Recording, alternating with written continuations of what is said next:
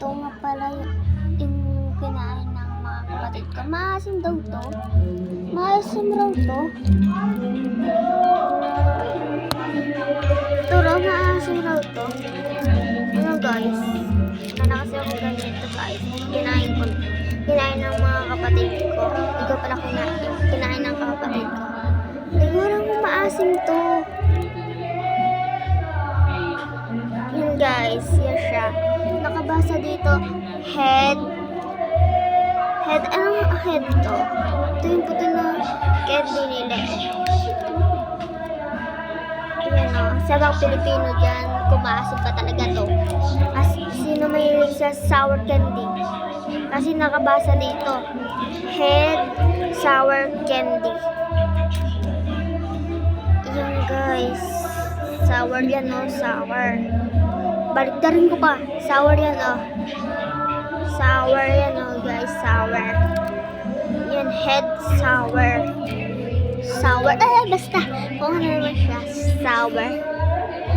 Head sour siya. Maasim raw. Ewan ko, guys. Basta. Baka naman hindi maasim. Hindi naman siya maasim. Guys, kukonek ko nila sa inyo sirang maldita. Yan yung ginawa ko ng kapatid ko guys. Sirang maldita 1, 2, 3, and 4. Panoorin nyo na lang guys. Okay. Okay guys. So, sumulat muna tayo. Tignan nyo guys. Ulit yun. Papaluto ka na.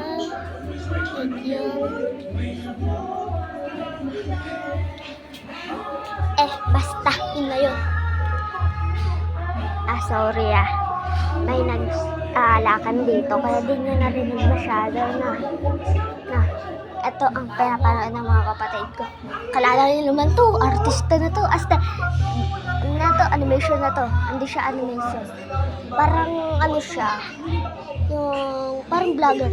Basta, ito siya guys. Yan guys, yan ang mga pinapanood ng kapatid ko guys. Ay pinapanood yung kanina.